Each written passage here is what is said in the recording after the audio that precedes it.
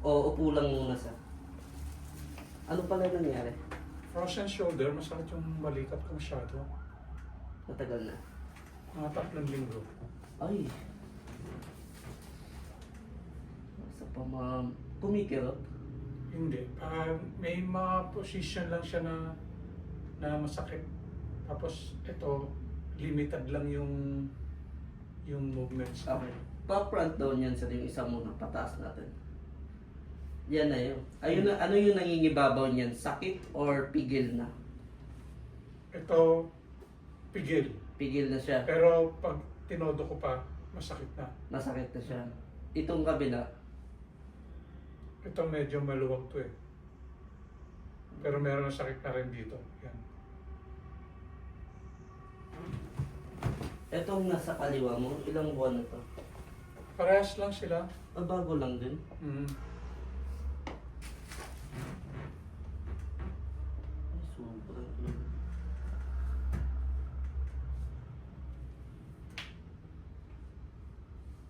Sa relax mo lang. Tatapikin ko. Pag nagganito ba, masakit siya? Wala. Lakasan mo. Hindi. Wala naman ganun.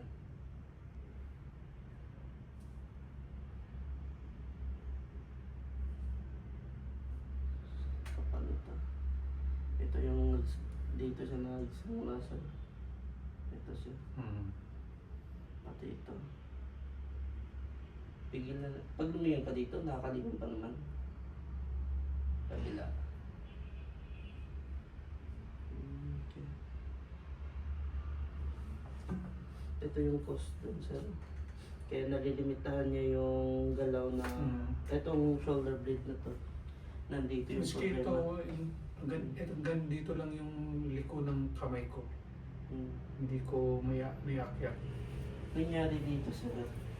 Ito talaga may problema, yung shoulder mobility. So limitado yung galaw niya. Kaya nare-restrict yung movement ng mga joints mo. Ano yun? Muscle? Ito dito sa muscle, ito nasa loob sa may parang ball joint din niya. Mm. So ito kasi siya, dito hindi talaga magkakaproblema to kung wala dito na una.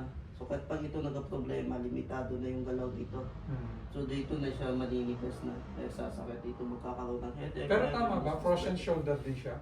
Ito sir, hindi pa natin masabi sir na frozen shoulder kasi naangat pa eh. Mm. Pero dito lang sir, dahil 3 linggo pa yan, hindi namin masabi kung medyo hindi siya masakit. Kasi pag may pamamagayan sa ilalim, walang changes po yung sakit. No? Matanggal man natin yung pagkakadikit niya o hindi, parehas lang po siya masakit. Pag humupa na po yung sakit, yung pamamaga, doon lang po siya mawawala. Usually pag mga ganito pamamaga, hindi siya ginagalaw. Pinapa-relax na lang yung ibang part ng mga muscle. So gaya nito, eto nandito. Pero itong pinaka-joints hindi mo nagagalawin.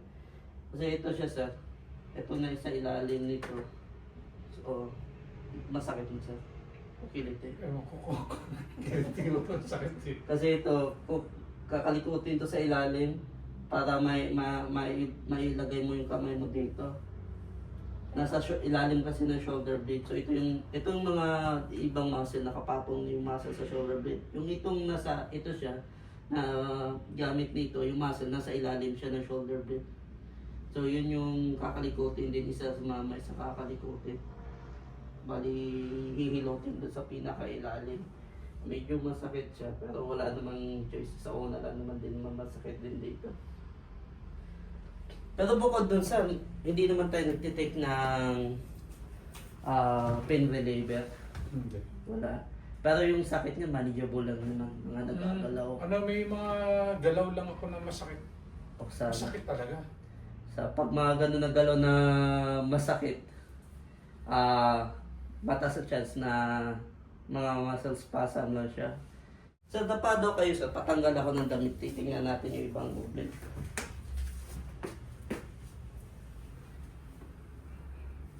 Grabing pamamaga. Dapat. Sama magawa? Oh.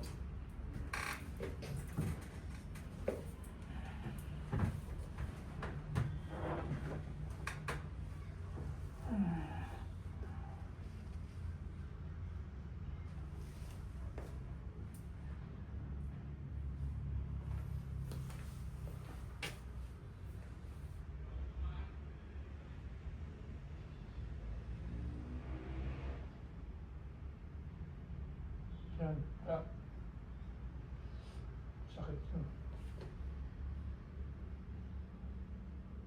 Halos lahat pala to. Straighten na din. Sir, di ka nahirapan bumangon sa umaga nito. Straighten na yung lumbar. Oo. Medyo tumuwid na siya. Goods pa to, sir. Reversible to. Unan na tsaka towel lang to. Nakahiga. Walang ganun. Oo, tapos... Saan lalagyan lang ng unan at towel? Pwede po. Pupunan dito. Oo, towel o diwan. I-adjust naman natin din to. Para pag ito siya bumalik sa dati, matanggal tong spasm. Luluwag pa tumakayo ko, bibilis pang galaw nito lahat. May reversible lang to siya. Hanggat level lang yan dyan. Wala naman masakit dito, sir. Wala naman.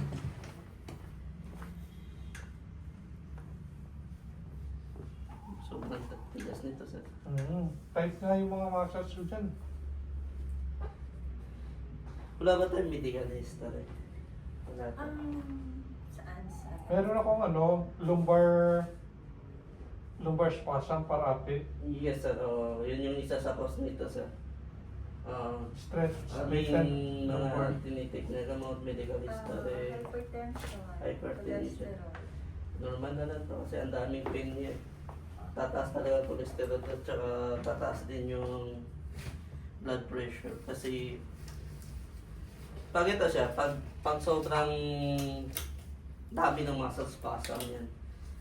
So normal lang talaga na mag-release yung katawan nyo ng cholesterol kasi ang cortisol kasi gawa siya sa cholesterol. So cortisol kasi yung stress hormone natin naglalabas yun para hindi niya maramdaman gaano yung pananakit ng katawan, defense mechanism. Kaya nakapalit ng pagtaas ng cholesterol. Hindi nga ba kinakapos nito sa hininga, sa Hindi na.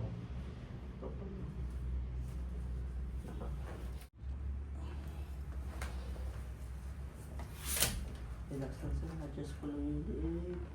Okay na? Relax. So, I start sa pinakamakano.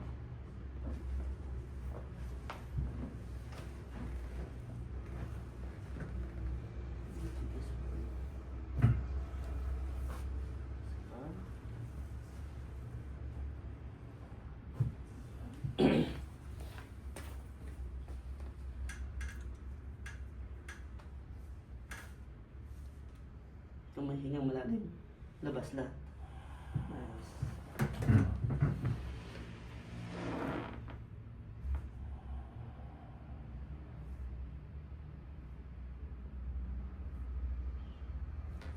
Isa pa. Labas.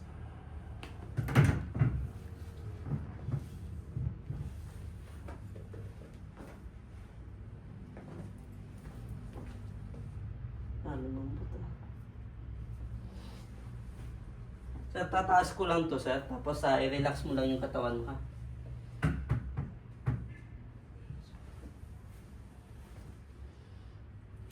Relax lang.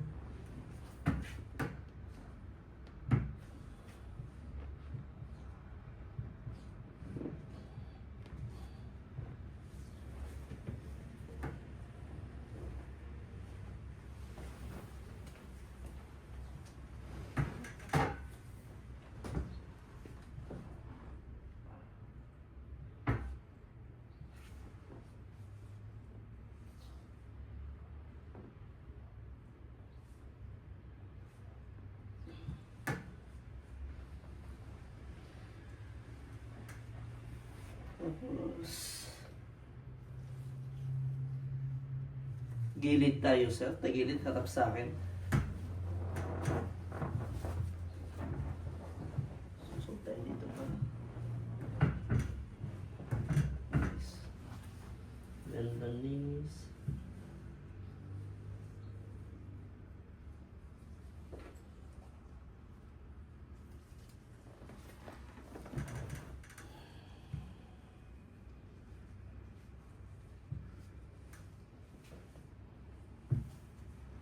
Higa ka.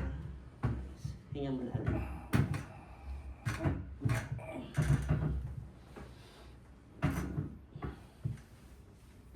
Isa pa. Labas lahat.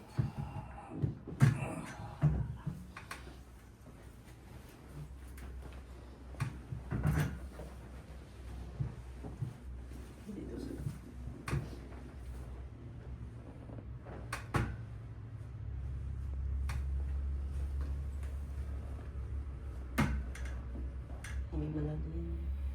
Relax.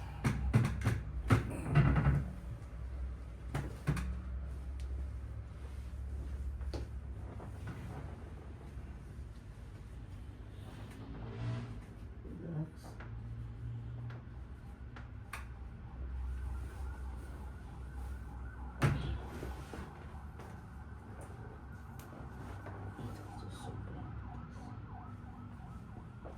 Ay, ihayam lang.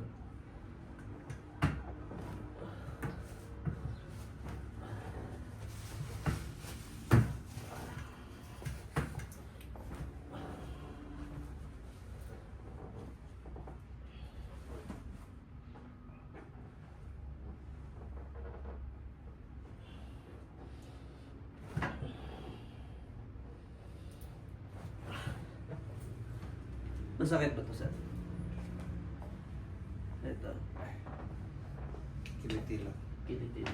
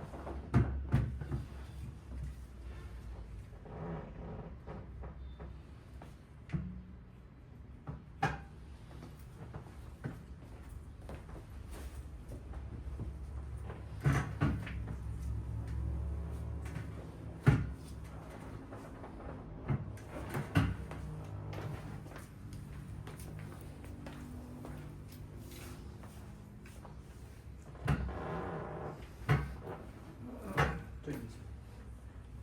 Masakit. Masakit. Masakit, kuya.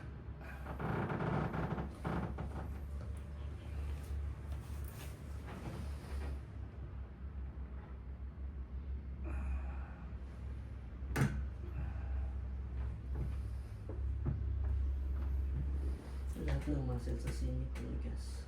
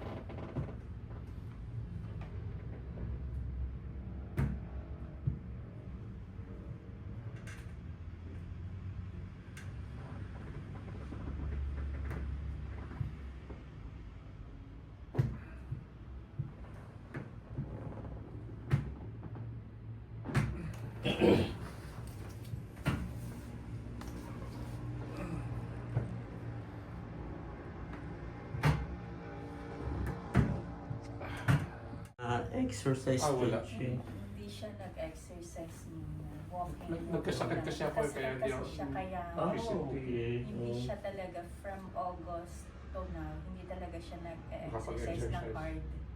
Okay lang yung, Or on walking eto siya, lang. pag kahit hindi ka gaano mag-walking kasi may kasamang cardio na din to siya. So, kung ang purpose na ng walking is for cardio, naupo ka din siya dito. May gagadahan dito, may mobility stretching ka na may cardio exercise ka pa.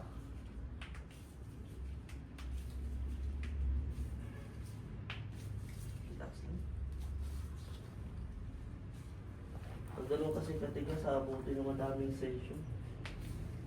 Tapos, pwede lang naman na kayo lang gumalaw.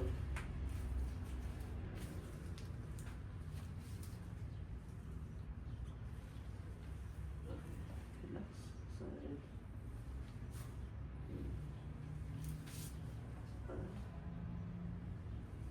Lambutan lang.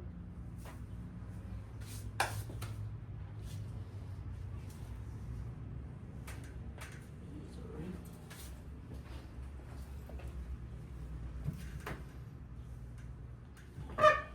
Sir, atras tayo konti, sir. Yan. Dito sa akin, atras ka.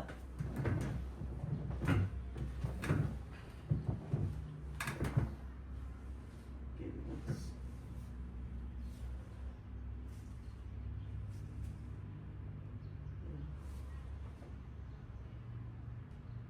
Nararamdaman mo to, sir.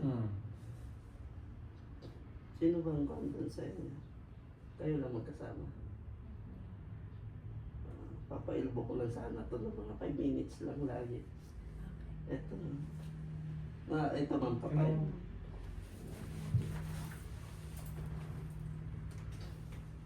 Ito siya. Igalaw mo. May parang yan. Yan siya, wala dapat yan. Pag tumigas yan, hihilain niya dito. Magkakaroon ng kakulangan ng supply dito. Kailangan, pag wala dapat may mga sabit o may mga tumutunog siya. I-elbowin mo lang siya.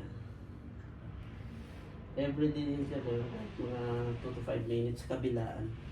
Malalaman mo yan siya kung saan, kasi hanapin mo lang yung shoulder blade, yung buto ng shoulder blade. Sa taas nun, di ba, pag ganun yung shoulder blade, pag ganito, yung pinakakanto niya, doon yan siya naka-attach.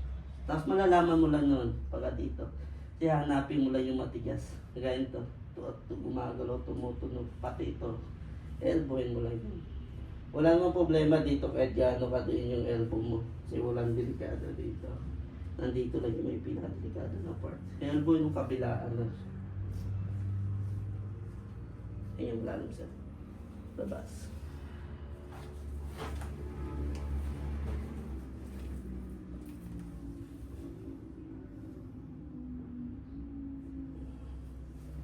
Ito yung masakit sa baka sumakit sa yung malalim. Labas.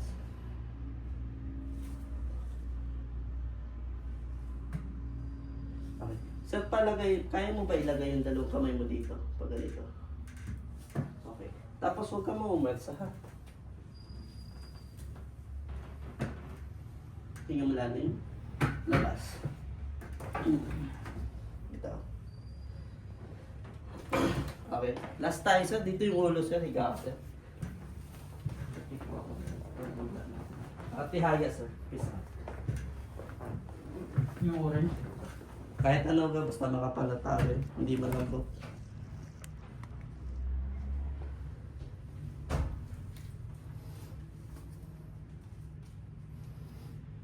Pag ginawa mo to sa 3 weeks lang yung stretching, ang laki na improvement.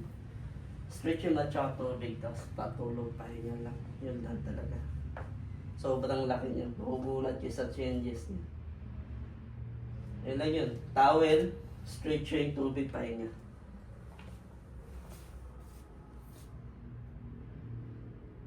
Kaya pagbalik nyo dito sa medyo alakas na.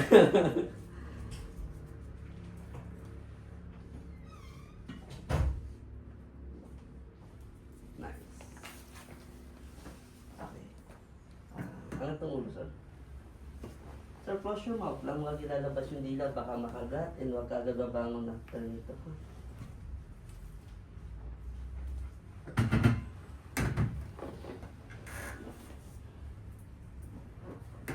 Hinga malalim. Labas. Huwag na bumalik. Yan na ba?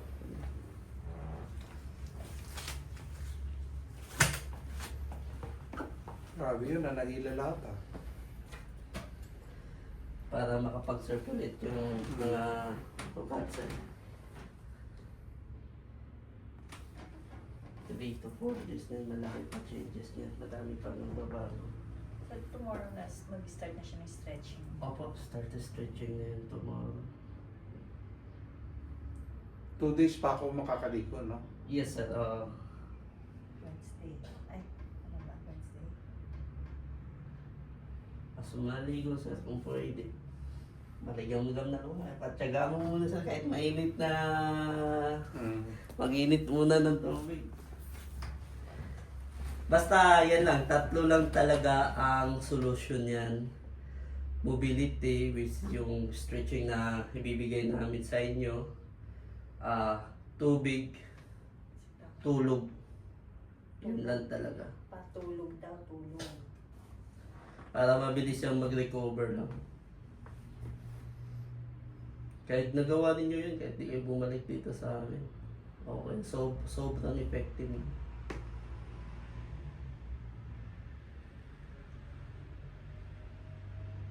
Pakiramdam mo.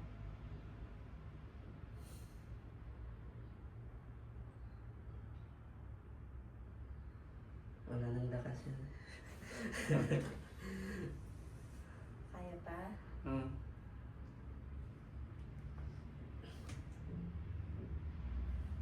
Pag medyo nakabawi na sa hininga sir, bumalik na yung lakas, pwede na bumangon. Pwede natin check yung katawan ulit.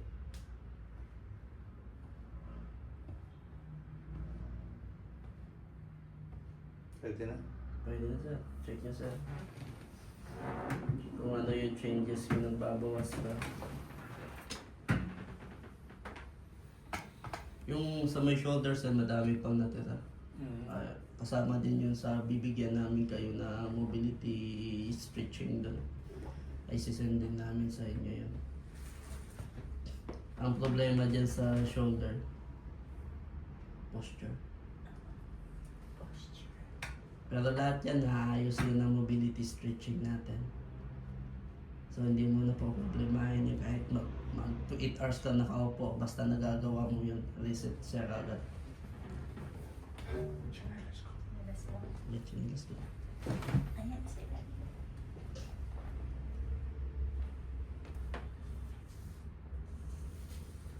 Check nyo na yung shoulders at kung nagbabawas ba sa